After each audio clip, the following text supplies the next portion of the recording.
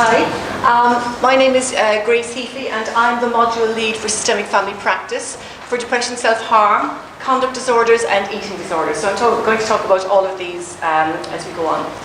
So I'm going to start off with the entry criteria.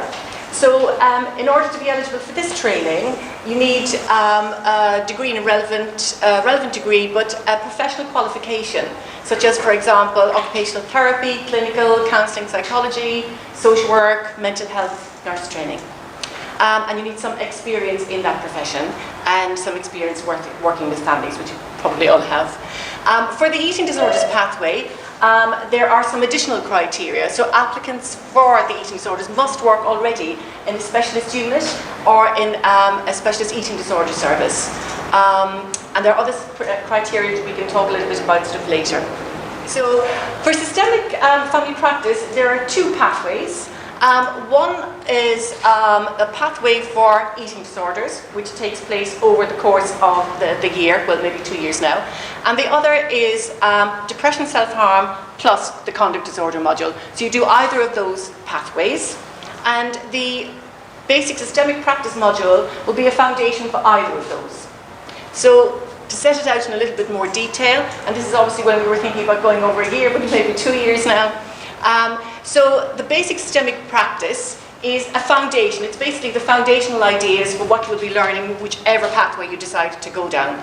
So this will take place for 8 days training, like Jess was saying about CBT. There'll be some teaching up front, 5 or 6 days teaching up front, and then you're expected to also begin pretty straight away with your practice tutoring group. So we'll come back to that.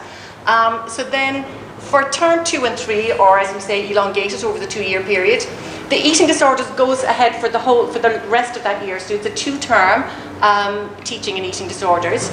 But if you're doing the other pathway, which is depression and self-harm, in term 2 you begin that, around term 2 you begin the depression and self-harm module, and then there'll be a little break in the summer and you will go on to develop the conduct disorder. So you can see it's kind of pretty packed. Especially for this stream here, we're learning you have 3 distinct and separate modules. For the basic systemic practice, then I think what you'll be learning in that is foundational for all of these other practices as well. So you'll be coming across similar ideas, but more specific to the disorder that you're learning about in depression, self-harm and eating disorders. So what are you going to be learning if you come in and do any of these trainings? So for the basic systemic practice module, which as I say is the foundational one, then I think the most important thing is that you're really learning the theoretical underpinnings for a range of models and a range of approaches that are systemically sort of informed. So you'll be looking at frameworks from structural ideas, from narrative ideas, transgenerational ideas. And thinking particularly about developing some basic interventions with families. So at the end of this module, you'll have some ideas about how to basically connect with families and use particular interventions deriving from some of these here. And I suppose the second thing here is to think about working and maintaining effective engagement with young people and their families. Now, most of you who've worked with families or have sat in front of families know that engagement and engaging families can be a bit challenging. Not everybody will have the same level of commitment to the idea of family therapy. Some people want to be there, some don't. So that's a whole set of skills that you'll be developing during this kind of particular module, which of course you take through to the other modules as you go along. And how to assess and make systemic formulations. You know, again, often that problems are located within individuals and within people and within the young people that come along, but helping families think a bit more clearly about the relational aspect of this and making systemic and relational formulations about the presenting problem is pretty much important in this particular foundation sort of module. For family therapists, the idea of reflexive practice is really important because we really want us to think about the kind of values and the ideas that we're actually bringing to the practice itself, what are our ideas about families, how families should work, and how the self of the therapist actually influences what's happened. So there's a focus on this as well in this module, but again, continuing throughout the other modules. I won't go into every detail, so we'll be sort of here all day. So if you're going on then to take the depression self-harm model. So I guess the first thing to think about this, in this module, then you'll be beginning, first of all, to think pretty importantly about risk and how risk is thought about and making an assessment and a formulation that will help you throughout the course of the work. And I think also this is about identifying patterns within family relationships that are helpful to likely to decrease the likelihood of self-harm. Helping families think about what happens between them that's going to help that. And helping the family to create safety around the young person. I think also an integral part of this module is thinking with families about self-harm, not just as a behaviour or a bad thing that young people do, but as a communication about how things are for them, and about a communication about important elements of their life, and beginning to think about helping families to kind of manage and open up and deal with sometimes very strong emotions, and how to manage emotions within family relations and within relationships.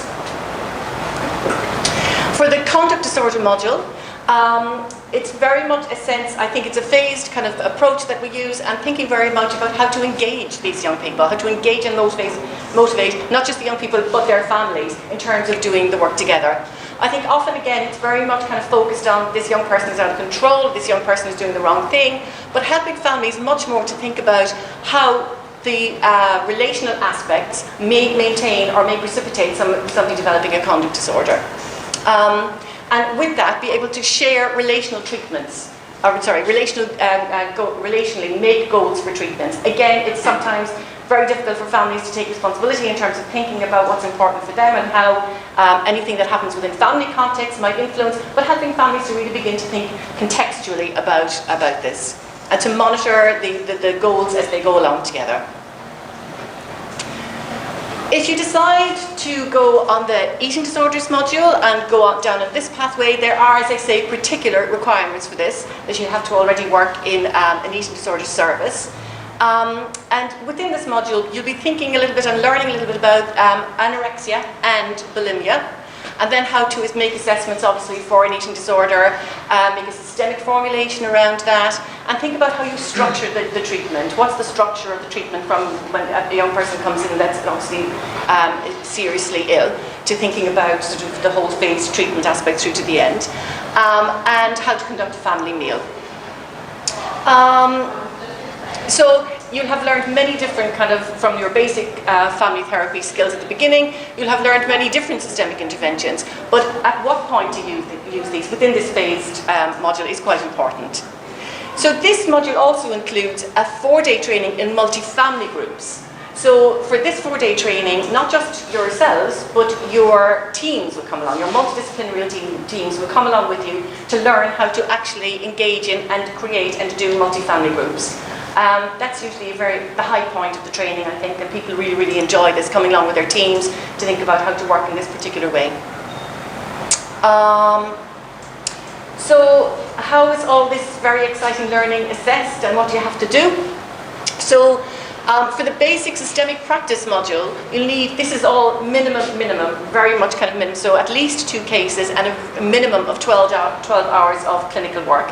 I think Jess was saying that you need to begin to think at the very beginning about a throughput of cases, especially if you do, for example, the self-harm, depression and the conduct disorder, because they're quite different presentations. So you have to be thinking with your supervisor from the very beginning about where will you get these cases. For example, in some CAMS teams you may not get conduct disorders, so where will you get these cases and how will your wider network facilitate you getting those cases? Beginning to think very much at the beginning of that. So for the basic systemic practice, the assessment is a whole session tape with 2,000 word reflective analysis and your clinical log, and that should also say your portfolio. So it's more than just logging the hours, it's about reflective practice. And there's particular elements of that which should be included with the clinical log. So for depression and self-harm, at the very least 3 cases and a minimum of 24 hours. And that's assessed by case study and clinical log. For the conduct disorder, 3 cases at least with 24 sessions. Similar in terms of assessment, 1 case study and a clinical log. And for the eating disorders, which don't forget is double in terms of double the module size.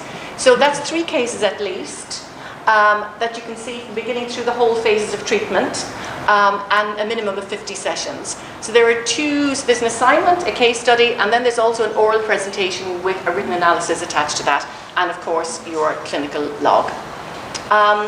Just to say, as Jess was also pointing out, a very important element of this is your supervision back at your place of work. And for our experience over the past few years, many of the teams have got together and actually provided live supervision. So live supervision with somebody behind team and screen and some of your supervisor behind the screen has just been a fantastic and excellent learning opportunities for people. And then of course bringing that back to the practice tutor groups where you hone your skills and begin to think in a kind of a safe kind of context about developing your skills and developing a range of techniques. So just to say something about the Association for Family Therapy and Systemic Practice, that the curriculum has been drawn up on the evidence base for systemic family therapy, but it's called systemic family practice to denote a particular level of training.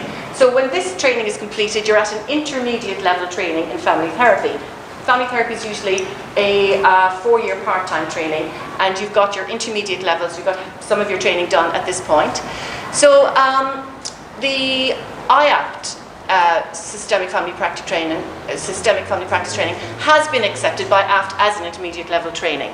I mean, this means that if any of you want to, I mean, many students are quite happy with the skills they develop during this and go on to work in their place of work and using those skills.